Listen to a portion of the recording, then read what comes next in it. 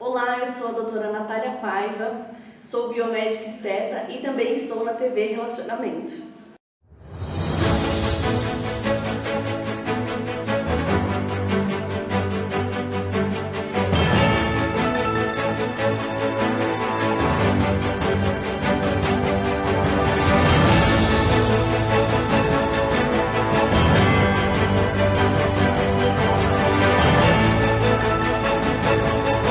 Olá, tudo bem?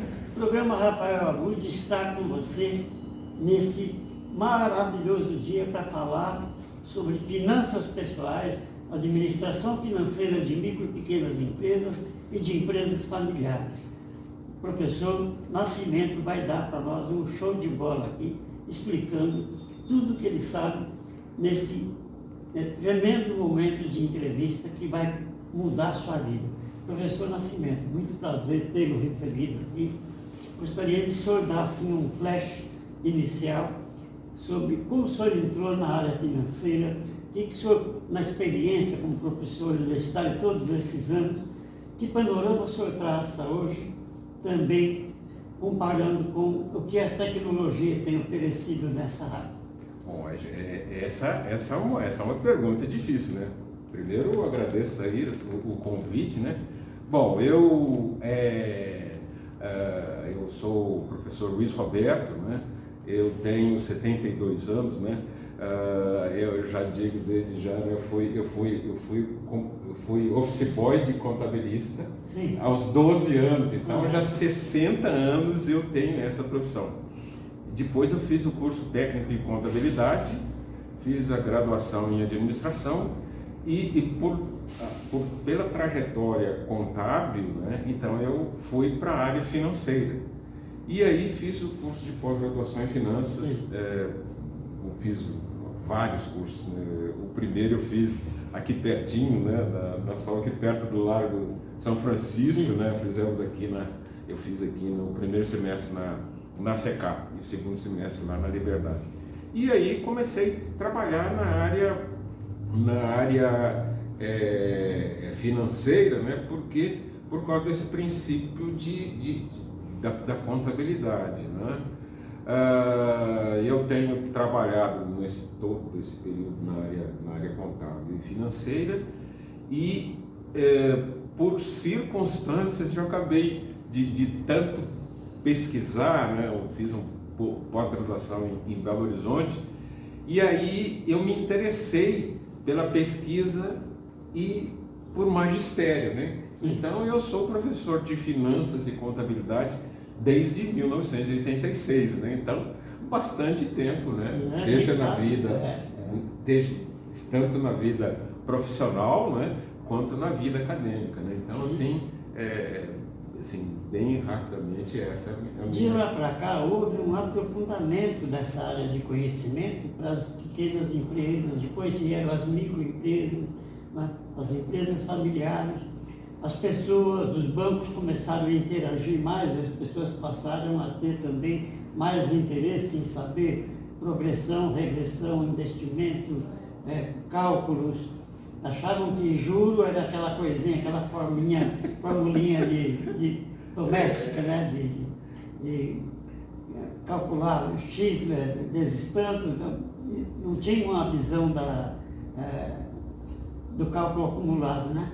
O que eu gostaria de destacar é o seguinte: o brasileiro, de forma geral, ele não tem proximidade com cálculos financeiros. Sim, já é um terror, né? Primeiro lugar. Não, matemática, né? Sim, Você olha os índices, né? Daquele PISA, né? Do índice que faz a avaliação dos alunos, né? Nós ficamos sempre lá na rabeira. Então, seja português e matemática tradicional.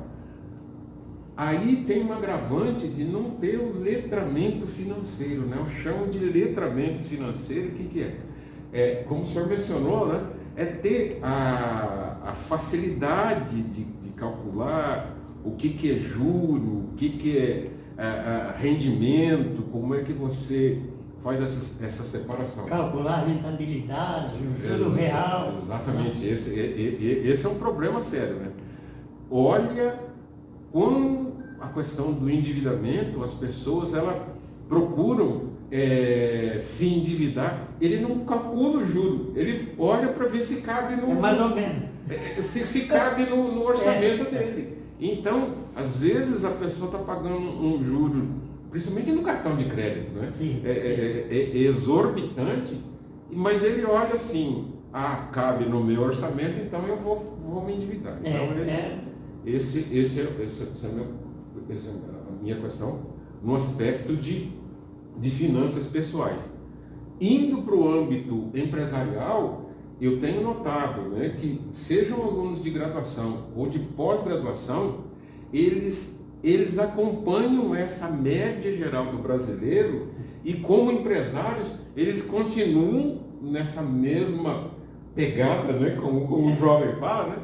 E aí tem uma outra agravante, que eles não sabem separar o que é o dinheiro dele, como o senhor fala, né, do micro e pequeno empresário, ele não separa, até os grandes empresários, né? É o dinheiro dele, pessoa física, com da pessoa jurídica. Então, me parece que esta é uma questão que dificulta a gestão, seja das finanças pessoais, seja das finanças corporativas. E o que é muito importante, principalmente nesses tempos de muitas alterações, de muitas dificuldades econômicas no mundo inteiro, o fato de um negócio estar indo muito bem não quer dizer que já pode fazer farra do boi com dinheiro, não é? Pois é. Tem que saber fazer a previsão da tendência do mercado, que pode acontecer tanto para coisa positiva como para coisa negativa, e como se sair em cada uma delas. Porque as pessoas já pensam logo em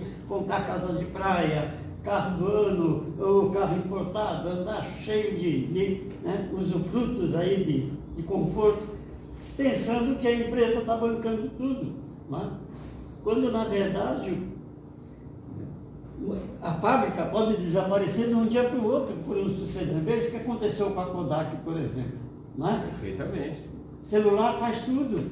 Celular engoliu calculadora, engoliu máquina fotográfica, engoliu gravador, engoliu filmador, engoliu tudo. Né?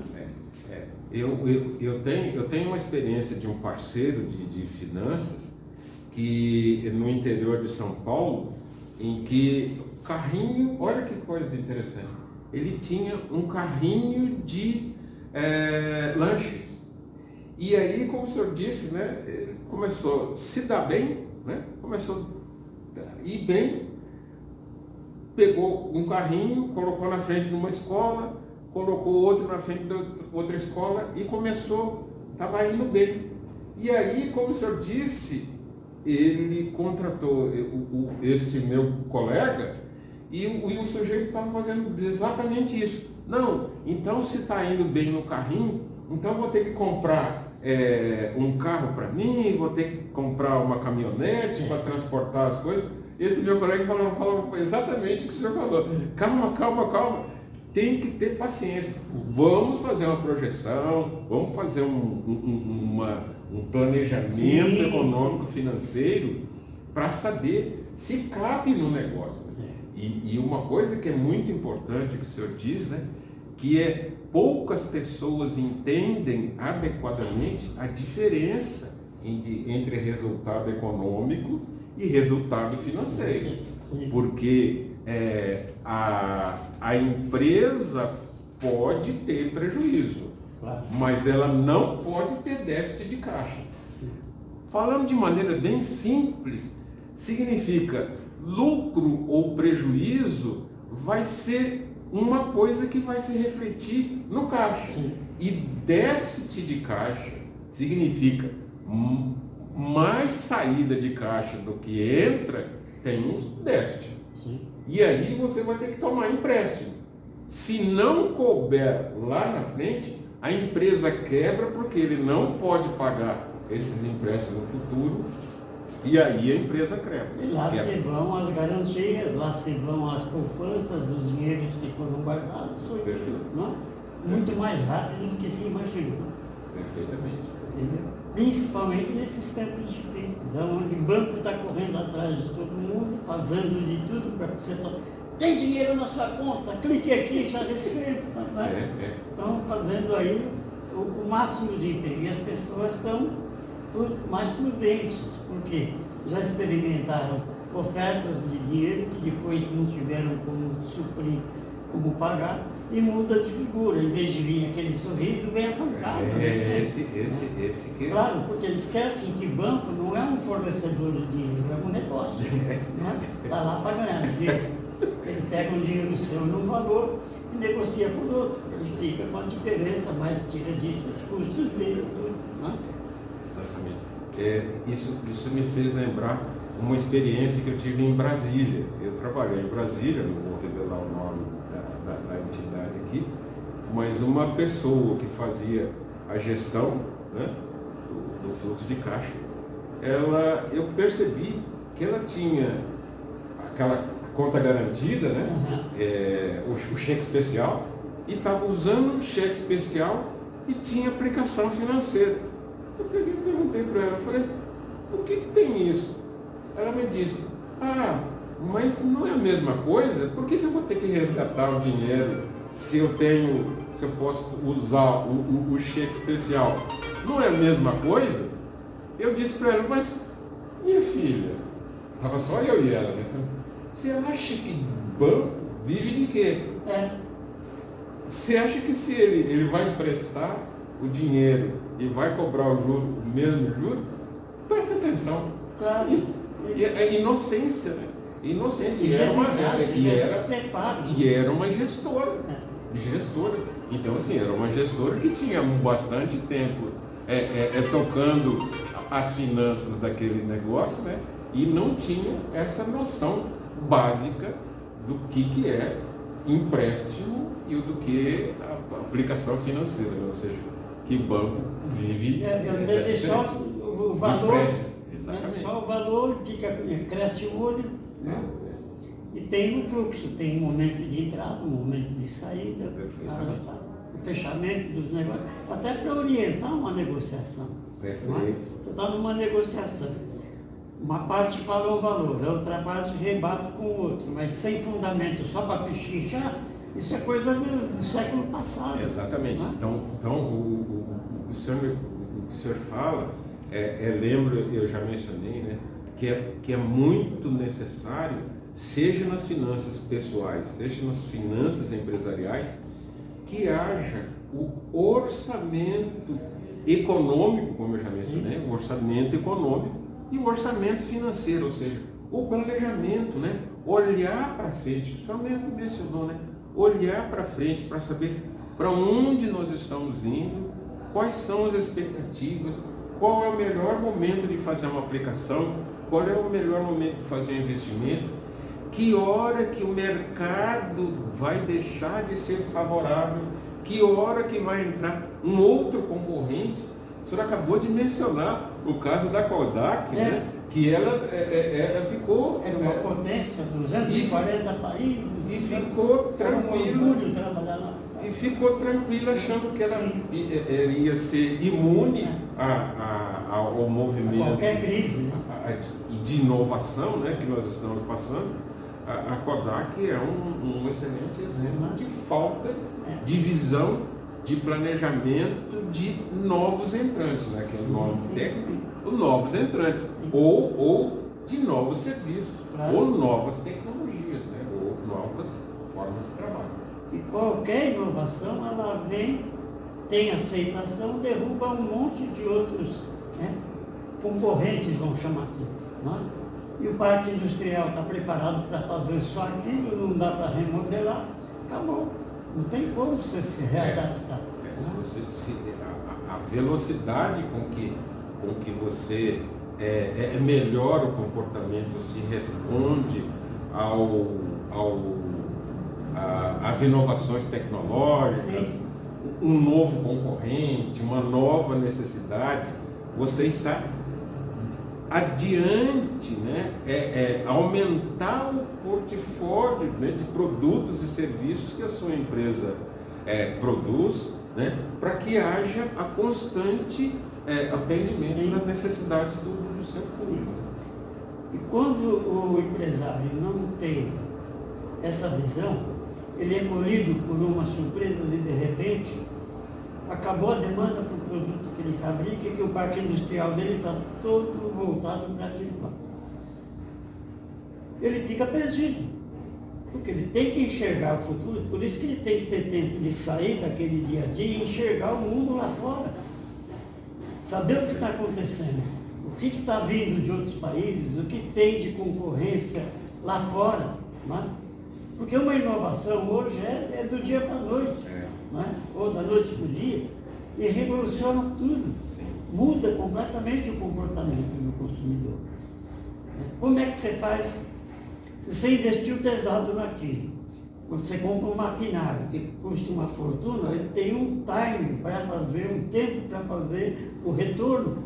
Durante o tempo você paga só o investimento, depois vem o começo da recuperação, às vezes é 10, às vezes é 20 anos, e no meio dessa trajetória acabou o negócio.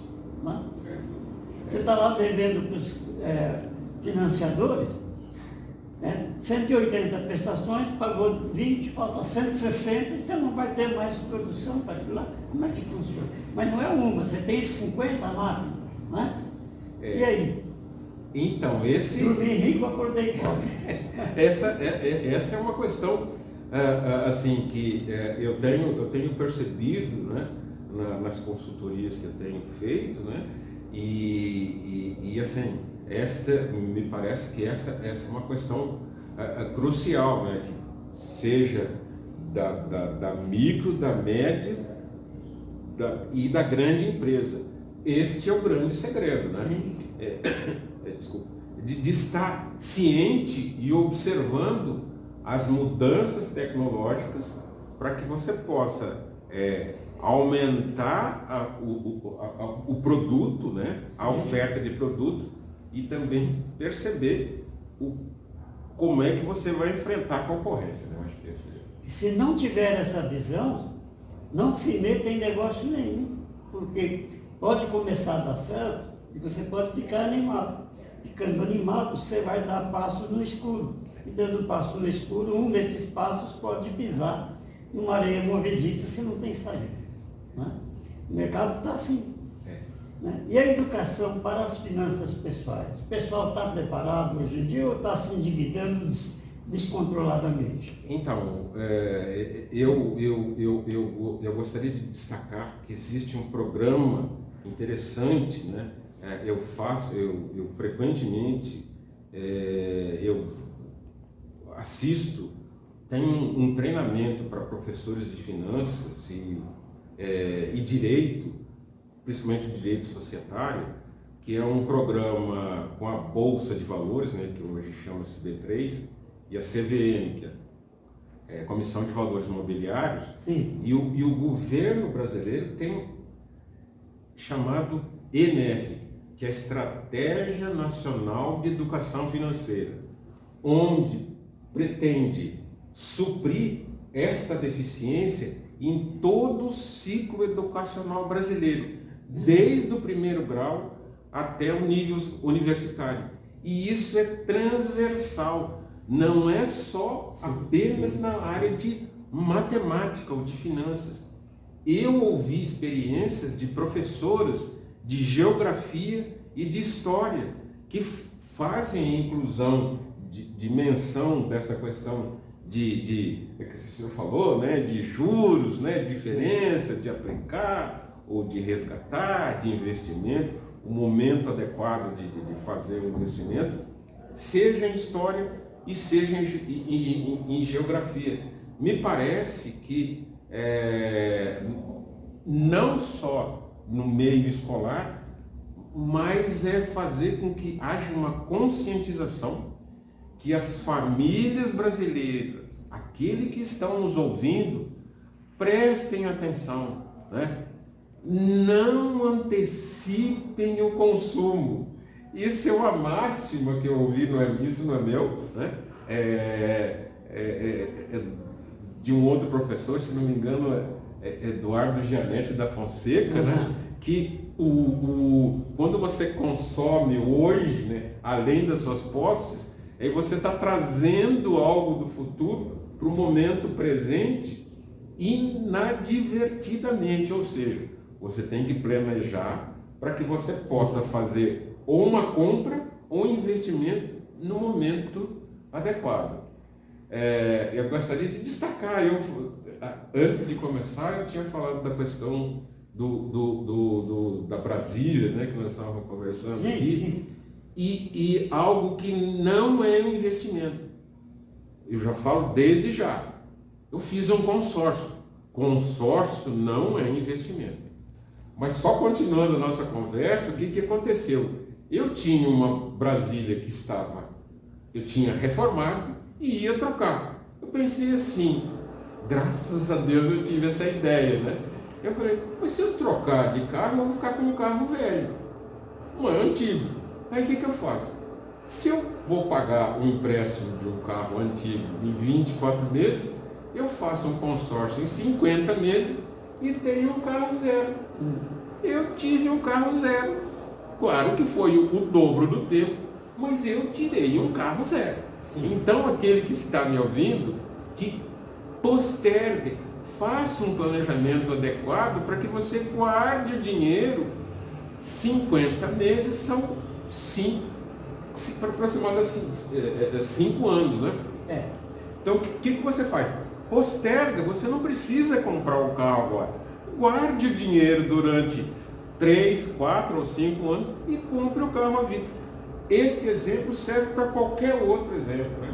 Se você quiser comprar um celular, um relógio, será qualquer coisa que você queira comprar, faz tem um fator preponderante nesse método, que no transcorrer, vamos chamar assim, dessa poupança, aparecerão muitas oportunidades de comprar coisas já evoluídas, já atualizadas, a preços menores de pessoas que precisam vender. Porque as coisas são assim, vale tanto, vale, mas na hora que você vai vender, não taxa quem paga, né? Carro, então, cada vez mais, né? Acabou aquele negócio, o carro era um investimento. Não, comprou, saiu da agência, já está valendo 20, 25% menos. Né? Aí começou a usar, quando você for vender, eles vão olhar quantos quilômetros tem, que ano é modelo tal, não sei o quê, né? Qualquer coisinha vai desvalorizando. Então, e daqui a pouco não vai ter mais carro, agora é carro elétrico, carro voador, um monte de outros tipos de veículo, patinete motorizado, bicicleta, motocicleta, triciclo. Tudo isso impacta. E tem desculpa usar o termo em inglês, né? O pay-per-use, né? Ou seja, paga para usar. É o aluguel do carro, né? É então, muito mais consistente. Exatamente, e você não tem investimento. Você tem, mas não se investir. Então, assim, vale a pena, principalmente o veículo, né? Seja moto, que o senhor mencionou, seja o patinete, seja um carro, faça o cálculo, faça a avaliação do custo-benefício, né? O que vale a pena. Existem pessoas que venderam o carro e pegam o dinheiro, faz uma aplicação, quando ele precisa, ele usa o Uber. Ele faz um resgate e usa o Uber. Viaja trabalhando, não tem problema de levar multa porque está com o celular na mão. As coisas estão acontecendo, não tem desculpa, porque eu estou no trânsito, porque não dá, porque mais tarde eu chego no escritório, acabou. Né? Por que o centro de São Paulo está todinho para alugar? Porque ele não tem mais razão de vir para cá para trabalhar. Né? Trabalha em qualquer lugar. Você tem um aparelhinho na mão que é relógio, é marcador de temperatura, tendência, análise, toda a pergunta que você faz dá resposta na hora. Né? Então, virou um companheiro inseparável. Exatamente, né? exatamente. Mas a pessoa, quando vai decidir, ela não consulta o celular. Escuta, posso fazer esse negócio? Tem que saber fazer as continhas, tem que saber fazer a projeção, o planejamento. E planejar não é só fazer uma continha de mais e de menos. Tem que considerar os fatores de mercado. Você fez planejamento estratégico, você sabe. Né? tem as ameaças, as oportunidades, a concorrência. Né? Eu acudi a uma empresa que me chamou para fazer um trabalho lá. Ela era líder no mercado de bolsas de couro. Tinha bolsas para mulheres e para homens. Lembra quando o homem usava uma capanga, que tinha tudo dentro, de couro legítimo? Esse homem, um imigrante que fundou uma fábrica, estava num parque industrial de 24 mil metros quadrados, com todos os produtos e matérias-primas estocados. De repente parou de vender, ele vendia em todo o centro de varejo, todo o centro de varejo, no país inteiro, estava empolgadíssimo, ganhando. De repente parou, de repente. O que aconteceu? Entraram os importados de borrachinha, os emborrachados com colorido, com cheirinho, extremamente mais barato. Parou-se de ter o hábito de usar carteira de couro. Mudou, evaporou. Ele não sabia o que fazer com tudo aquilo. Falei, estou com 20 máquinas de industrialização de couro, financiadas pelo banco. Comecei a pagar agora e não tenho o que fazer com elas. O banco já tinha entrado com ação, ele estava com aquilo lá, tudo tem horário. Aí começou a parte do problema, que ele não tinha enxergado. Empolgou-se. Por quê? Sempre foi assim, não quer dizer que sempre será.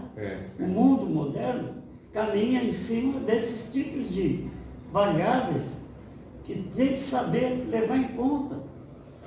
As ameaças e oportunidades, as ameaças e as oportunidades. Agora, muito mais afetado por causa da competição internacional. A globalização trouxe tudo isso à tona. Eu visitei uma fábrica da Budweiser nos Estados Unidos, 5 milhões de latinhas de cerveja por dia, um empregado.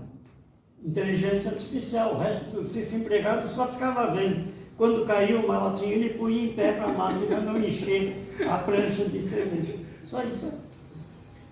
Imagine isso tudo, vindo para cá. Tecnologia, inteligência artificial, um monte de gente desempregada. Como vamos fazer para sustentar a economia com gente que não ganha dinheiro? Como é que funciona isso? Como é que você vê esse cenário? Esta é uma questão que eu não sou economista, mas toda vez que surge esse debate, eu entendo que para o Brasil sair dessa situação duas coisas. Duas não. Algumas coisas que me surgem aqui.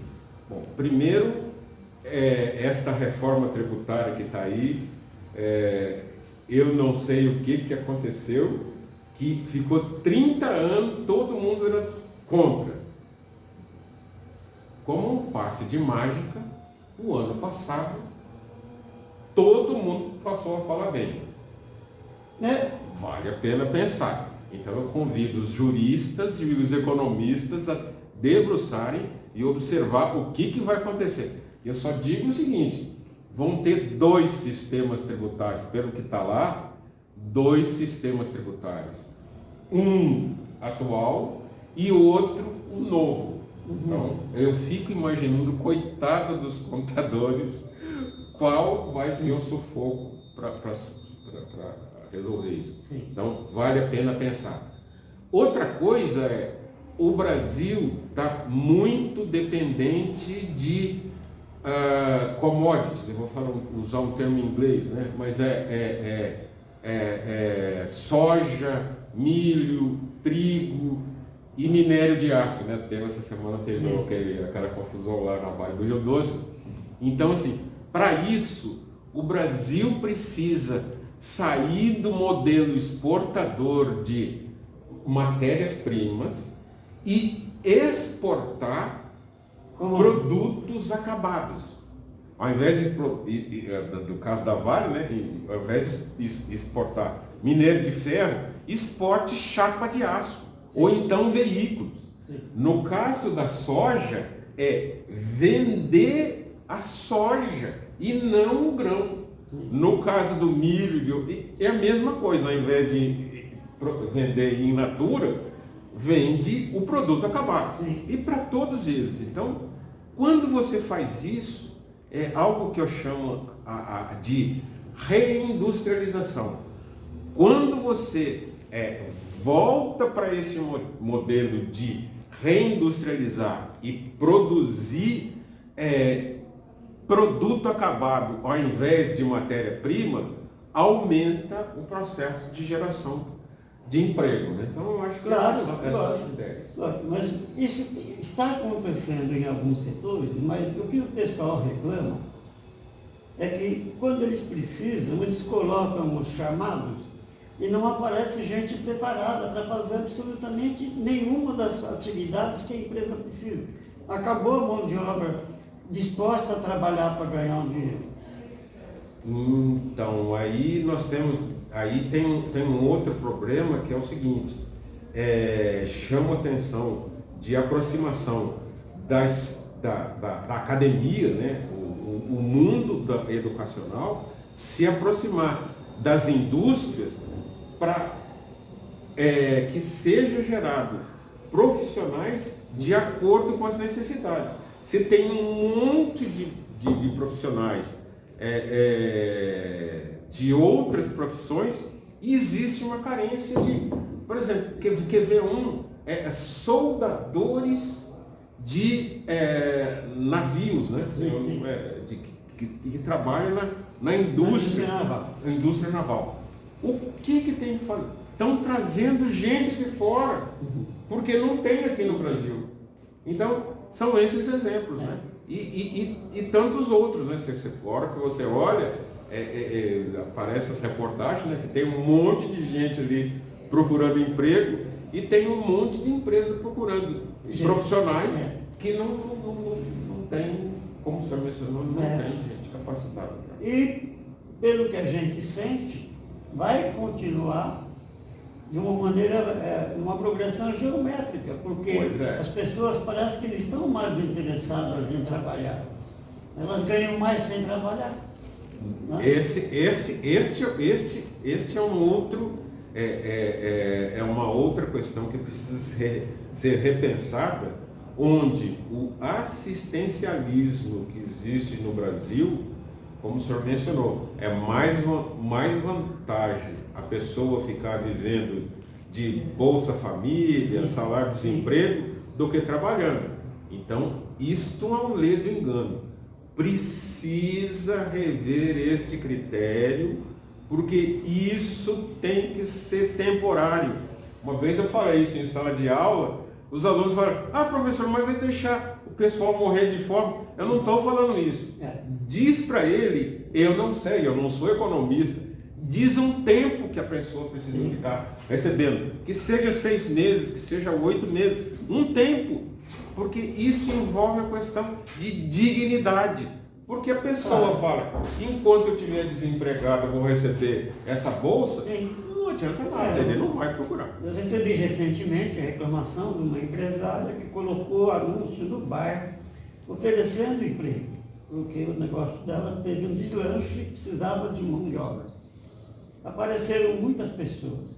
Primeira pergunta, quanto paga? Eu pago o salário. Não, eu ganho mais sem fazer nada. Não. Olha só, com esse pensamento, a pessoa vai se acomodando, vai ficando sem fazer nada, depois desaprende a trabalhar, até o que ela sabia fazer não sabe mais, ficou defasado. Aí depois vem a desculpa, se cortarem a bolsa disso, bolsa daquilo, ela vai fazer o quê? Vai pagar onde? Como é que vai pagar o aluguel? Como é que vai comprar o arroz e feijão? Não é? Aí começa a preocupação, porque enquanto não está tendo preocupação, não se mexe. Diz a regra que o brasileiro só aprende a nadar quando a água bate no traseiro.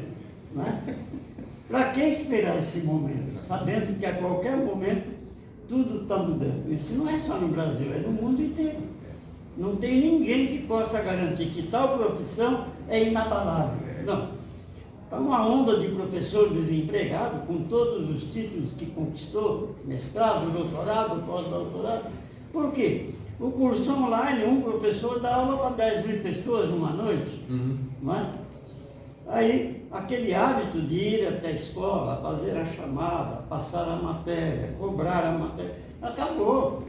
Tanto é que os grandes impérios, as grandes universidades estão implantando escritórios nos bairros para cadastrar interessados nos cursos online. Varejo. Não é? Por quê? O modo mudou. E as pessoas também estão preferindo que o tempo que você gasta de se transportar para ir frequentar a escola, para fazer todo o processo de correr cumprir toda a agenda, todos os anos, até chegar ao diploma, você faz em casa. Né? Isso muda o conceito, mas a pessoa precisa aprender. Quem garante que aquele título que ele recebeu depois de cumprir a carga horária num curso online significa conhecimento? Dê um teste. Né? Faça perguntas objetivas e veja se a pessoa está preparada. A maioria pode não estar preparada. Chama para uma entrevista. A pessoa não tem vocabulário, só tem gíria. A pessoa fala que conhece tal coisa, que trabalhou, porque está doida para pegar aquele emprego. Mas você faz 2, 3 perguntas específicas, acabou. Não tem como, não é? Na nossa época, não é que eu sou saudosista, nem chamando ao passado, a exigência era maior, a competição era maior, e era um orgulho quando a gente vencia um teste de seleção e era aceito, porque levava-se em conta a educação que você tinha, seu vocabulário, sua criatividade, sua potencialidade, não é? E eles ofereciam um ambiente de crescimento que também interessava para você. Hoje não, estão fazendo o contrário, não é? Não estão admitindo especialistas, querem pegar pessoas que tenham uma configuração mínima para ganhar o mínimo e para fazer o mínimo para dizer que está fazendo alguma coisa. Não é? Então, virou um circuito de fingimento. Exatamente. Eu acho que essa é uma questão, eu me preocupo muito com o processo educacional brasileiro, e já tratamos disso aqui.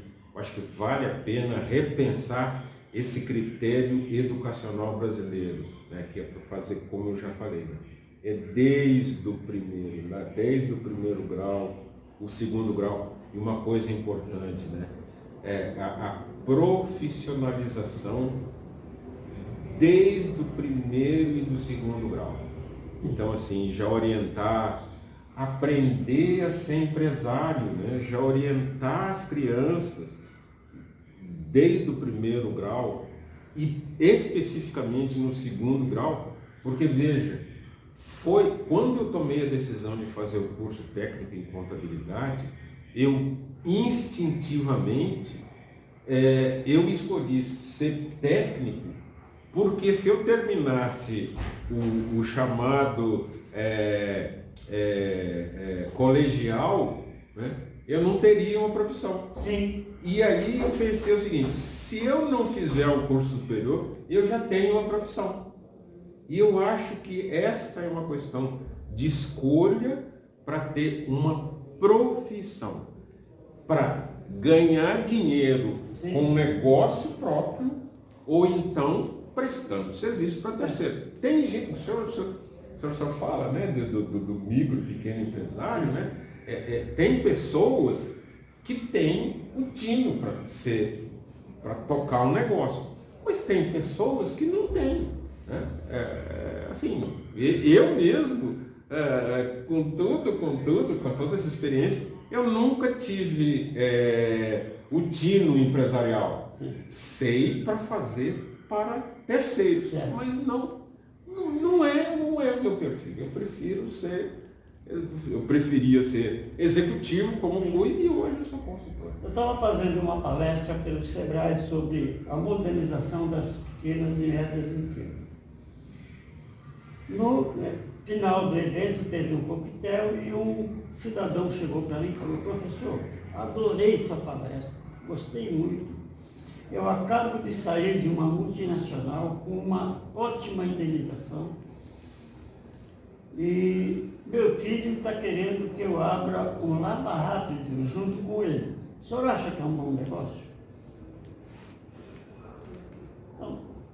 A gente sabe que só essa pergunta não é digna de uma resposta seca, sem analisar a implicação. Se ele está fazendo isso para agradar o filho, e os dois não têm experiência nenhuma em empreendimento de negócio próprio, a chance de êxito é infinitamente pequena. O dinheiro vai, mas não volta. Por quê? Numa multinacional, ele está habituado a um status, habituado a ter gente para fazer de tudo. Na pequena empresa, ele vai lavar privado, ele vai abrir, ele vai fechar, ele vai varrer. Ou ele vai pôr funcionário e depois não vai conseguir pagar. O filho vai aprender o que ele vai fazer ali. Não vai aprender o que o pai vinha sabendo de lá.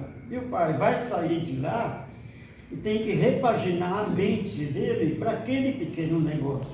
Não adianta ficar pensando altos cálculos, planilhas, fluxo de caixa, se o dia a dia é mais operacional. Então, passos menores têm que ser dados até verificar se o filho tem vocação para aquilo.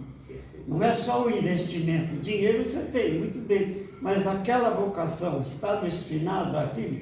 Aonde ele está pensando em instalar? Tem mercado? Tem concorrência? Tem que chance do dinheiro voltar e em quanto tempo? Não é? Porque tem responsabilidade, você vai pegar carro dos outros para cuidar. Qualquer coisa que acontecer, você tem que bancar o prejuízo. Não é só a parte do negócio. Eu falava para eles na palestra, todo negócio tem no bojo uma parte que é a encrenca. Você tem que gastar dinheiro para ter aquilo. Não é? Custa dinheiro abrir uma porta. Custa dinheiro manter mercadoria em estoque. Um outro chegou para mim e falou assim, olha, uma empresa que eu montei, está dando certo, material de construção, na cidadezinha do interior. O cara liga e pede cimento. Ele corre, põe um saco de cimento na carroceria da caminhonete e vrum, vai entregar, e volta. E faz a conta, geralmente põe a esposa no caixa, a esposa anota e quer controlar o dinheiro, e controla. Não é? Daí a pouco o outro liga e pede uma lata de tinta. Ele pega a lata de tinta, põe no carro e vrum, vai entregar e volta. Passou o fim do dia, ele vai fazer as contas. Nós faturamos X mil reais luxo. Né? Mas não faz a conta quanto gastou para ir, voltar e o tempo que ele ficou empenhado nisso. Que ele podia ter uma entrega programada, um carro adequado àquela carga, e nem ele precisava ir dirigindo, ele ficava na direção da empresa e punha uma pessoa para fazer aquilo. Não tinha pensado nisso, sabe que o senhor tem razão? Tudo pode acontecer, menos você ficar ocupando o seu tempo naquilo que não é o seu negócio. Não é? Essa parte que é necessária fazer, mas o seu negócio está no relacionamento com clientes, no saber comprar, no saber estocar, no saber dar o rumo dos negócios, analisar a concorrência. Nenhum empregado seu vai analisar a concorrência para você, nenhum empregado seu vai ficar torcendo por você. Ele quer o dele. Né? Cada um na sua área, cada um no seu quadrado, como diz aí o ditado popular. Então, dirigir significa estar antenado. Mas quando você põe família no meio, você mistura amor, política familiar e desejo. Você quer que seu filho dê certo, você quer que sua mulher dê certo, você quer que as coisas deem certo. Aí você faz pressão, porque lá na multinacional você tinha pressão.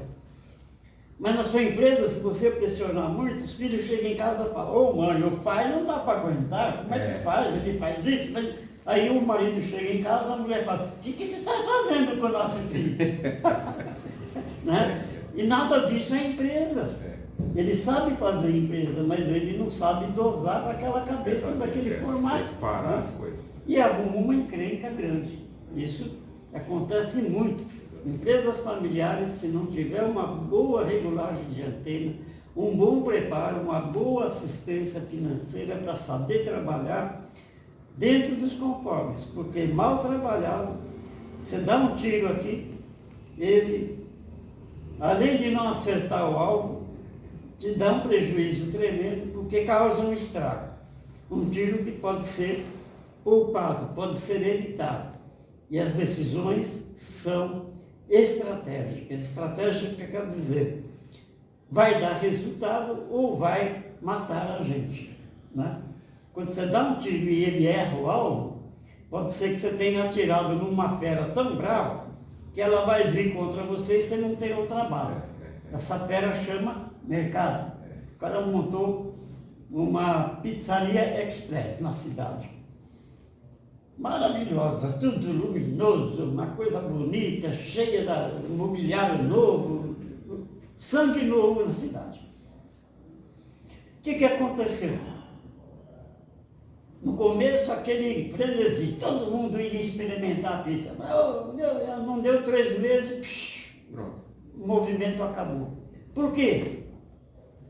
Fui analisar o que estava acontecendo, o marketing estava perfeito, a organização estava perfeita, as instalações estavam perfeitas, só tinha um defeitinho, professor, um defeitinho. Ele foi tão esperto que ele fazia a pizza chegar 5 minutos depois de pedida, estava na mesa. O que aconteceu? Ele esqueceu de analisar o comportamento do consumidor, que quando vai a uma pizzaria à noite, ele tem tempo, ele quer tomar um aperitivo, quer confraternizar, bater papo, ele comer um coberzinho, ficar ali um tempo e depois degustar e ir embora. E a pizza já chegava, o cara comia, não dava tempo de conversar, pagava e ia embora. Caramba, né? Quebrou o clima, né? E não voltava. E cliente que não volta, mata qualquer negócio, né? Aí foi tão bom, foi tão perfeito o cálculo dele, que durou 3 meses. Né? Onde é que foi que eu errei? Né? Tinha até um quadro na televisão que falava, você errou, meu filho, de não analisar o comportamento do consumidor. Né? De manhã, de tarde, de noite são diferentes. Na hora do almoço ele tem pressa, à noite ele não tem pressa. Né? E assim vai indo. Como fazer para que passa esse dinheiro, ter um planejamento e voltar multiplicado? Na conjuntura atual de globalização, de concorrência internacional, como é que o senhor vê isso? Essa é uma questão de planejamento estratégico, né? Então, tem um exemplo muito interessante, né? Quando você está fazendo o planejamento, é saber se é exatamente isso que o cliente está querendo. Neste caso, né, houve uma falha estratégica, como o senhor relatou, né? Eu tenho uma outra experiência que eu, fazendo assim, uma avaliação do que aconteceu, um cidadão, uma empresa de consultoria internacional, que tem curso nos Estados Unidos, ele veio no Brasil e assim, fazendo uma apresentação, e o relato é interessante que uma empresária relatou, ela fez um trabalho muito interessante internamente, vendeu, não me lembro se é produto ou serviço, colocou o produto para a venda ou o serviço à venda e não deu certo. Encurtando a história, sabe o que aconteceu? Não. Ela não perguntou para os clientes se era isso mesmo que eles queriam. A hora que ela fez a pesquisa e apresentando, olha, esse é o produto ou esse é o serviço, o que você acha? Não, isso é ruim, porque aí começa a dar os pontos negativos, e aí assim, a resposta básica é sempre esta, né? Não faça, primeiro, não faça internamente tudo achando que vai dar certo. Faça coisas piloto. Se você quiser lançar um novo produto ou um novo serviço, faça um piloto, faça uma pesquisa de campo, porque senão você vai cometer este engano, né? Seja o que eu relatei, ou seja o seu, né? Essa história, né? Então, essas questões são cruciais, né? E observar o que está acontecendo no mundo exterior, né? Na Europa, nos Estados Unidos, nos países latinos, observar qual é o nosso costume, porque eventualmente você vai querer trazer alguma coisa da Europa ou dos Estados Unidos e que não casa com o costume do brasileiro em geral, né? E uma outra questão interessante que eu recordo agora, né? Teve um empresário que nesse movimento de modernidade, atualidade, ele fez uma pergunta básica: o que acontece amanhã se a minha empresa fechar hoje?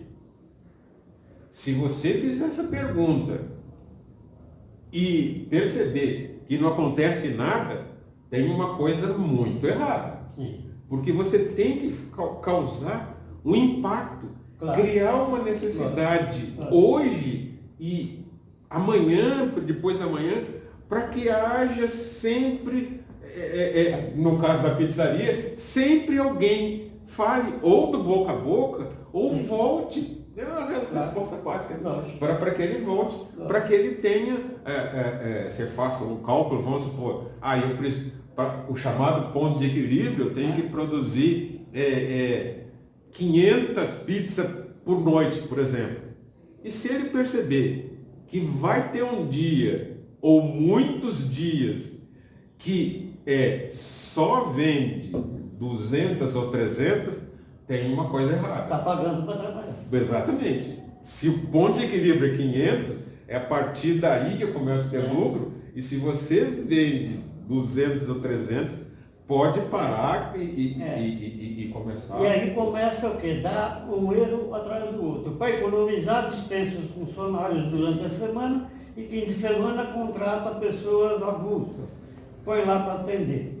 Você pega um garçom que está ali sem fazer nada, fala que sabe fazer o serviço, vem cá sábado, trabalho aqui para mim. Aí acaba de afundar, porque não tem conexão com a empresa, não tem conexão com o cliente, não tem responsabilidade nenhuma. Chega no fim da noite, eu trabalhei, quero meu dinheiro. Esse é o problema. Isso eles sabem falar. Mas o quanto ele espantou de freguês, ou quanto de cliente não vai voltar porque ele não fez um bom serviço. Não é? Ser cordial, Né? aquela coisa básica, né? Brinca mesmo que não goste de criança, brinca com a criança, né? Elogia a esposa, olha como a sua esposa está linda. Ou seja, você A faz. arte de vender é encantar o cliente. Exatamente. E encantar o cliente significa estar de olho nele, não no jogo do futebol que está passando na televisão, não no seu celular, né? Não no movimento da rua. Você tem que chamar o garçom. Garçom, bater com o garfo no copo, pim, pim, pim. Isso aí já era. Isso aí já acabou. É coisa de 30 anos atrás. Ele precisa estar acompanhando. Se eu estou de longe acompanhando, sem te assediar, mas eu estou batendo o olho e estou vendo. Terminou sua bebida? Mais uma, doutor. Né? Eu chego na hora certa, não te dou o desconforto de ter que me procurar. Eu estou a seu dispor. Você sente que eu estou na área. É que nem uma vocação. Você sente que você está com uma proteção, você fica corajoso, você consome mais. Você sentindo que se você pedir, vem o que você pediu, do jeito certo, se a bebida vem, a bebida correta. Né? E hoje tem muita especificação, se é com gelo, sem gelo, se é dialete, se não é. Né? E o garçom não pode se confundir. Se ele não for treinado, não pode. Mas não foi isso que eu pedi. Como não foi? Já começa o mato bom. Esse é o pior dos mundos. Acabou, a comida começa a ferver. Aquele negócio, né? O cliente sempre tem razão. Volta, não conversa, não. Peça desculpa, eu enganei, tá aqui. Essa não vai ser por minha conta. Sei lá, alguma coisa para cativar o cliente. Se acontecer esse tipo de coisa, esse modelo que a gente fala que acontece na pizzaria, no restaurante, acontece em qualquer lugar. Quando a pessoa não está preparada para atender, fala que não tem tal produto, e você está vendo o produto na vitrine dele. Mas eu estou vendo aqui. Ele abre. Eu não vi que tinha. Eu estou aqui para prestar um serviço para você me vender. Quanto eu ganho por isso? É complicado. Então, este é um detalhe interessante, né? Que poucas pessoas, poucos empresários prestam atenção na qualificação da mão de obra, né? O senhor já mencionou isso, né? Então isso é qualificar a mão de obra, né? Colocar a pessoa certa, é o básico, né? Coloque a pessoa certa no lugar certo. Sim. Custa um pouco mais, mas dá retorno. Agora o outro que custa menos, não dá retorno, dá perda de negócio. Então, quanto você me dá para eu quebrar a sua empresa em 3 meses? Ninguém vai dar nada. Né? Mas põe a pessoa errada, em 3 meses ela quebra seu negócio. Né? Bastou o quê? Não trazer a comida que o funcionário pediu, ou não fazer o serviço que era para ser feito, fazer o que não era para fazer, né? Gerando prejuízo para a empresa, quebrando máquina, se machucando, né? Indo todo dia, né? Fazendo serviço e não dá o retorno, ou então gasta mais tempo do que o necessário. Né? Aí tem uma força puxando para um lado e uma força maior puxando para o outro. Tem que acompanhar isso. Isso acontece em todos os segmentos. Acontece dentro de casa, acontece numa pequena empresa, numa média, numa grande. Né? E assim vai. É o mercado. Nós estamos vivendo uma época de grandes mudanças. Se a gente não acompanhar isso, pode ser que você durma rico e acorde pobre. Não é? Mais alguma dica que o senhor gostaria de deixar? Olha, bom... Presta atenção, agora que vai o pulo do gato, hein? Bom, eu já falei aqui ao longo, né? Então, assim, primeiro, esteja bem preparado. Se você for se associar, associe-se com alguém que tenha alinhamento de pensamentos e de desejos estratégicos contigo. Terceiro, como o professor falou aqui, se você no primeiro momento ou em qualquer momento do seu negócio, da sua empresa, fizer um trabalho junto com o familiar, alinhe muito bem que negócio é negócio, família é família. Eu sei que é muito difícil isso, essa questão, mas eu tenho ouvido relatos de conselheiros de empresas familiares que ajudam empresários nesses sentidos, e eles se surpreendem que quando eles estão na empresa, combinam um determinado tema e chega no almoço de domingo da família, é totalmente destruído. Esse discurso, empresa é empresa e família é família. E outra questão, planejamento. Acompanhe o planejamento e acompanhe o controle, ou seja, controlar aquilo que foi planejado. É isso aí. Aqui nós temos então um capítulo que pode mudar a sua vida. Professor, muito obrigado. O senhor está com as portas escancaradas aqui no nosso programa. Que Deus abençoe e prospere. Que gente assim merece todo o nosso respeito, porque ajuda as pessoas a irem bem. Nós precisamos de ajuda. Assim como quando você está doente, você vai ao médico. Quando você está num processo que precisa de soluções, tem que pegar um especialista, que ele sabe bater o olho e ver onde que está o problema. Né? Se você tem um carro que está falhando, você vai no mecânico. Se tem um dente que está doendo, você vai no dentista. Se você quiser consertar com super bonder, você vai passar mal e vai perder o dente. Ainda vai ficar com uma infecção na boca. Não é assim. Fazer assim de improviso, só dá problema. Tem que pegar os especialistas e seguir a orientação deles. Muito obrigado, professor. Muito obrigado. Esteja assim. Olha, né? vai aparecer aqui depois, né? Então eu falo www.rngestãoempresarial.com.br. Meu celular é 11 999 39 1208. Vai aparecer aqui, mas já fica a dica. Repete o seu telefone. 11 999 39 1208. Obrigado, um abraço. Este Tchau. é o programa Rafael Abud, especialmente para você. Fique conosco. Amém. Obrigado.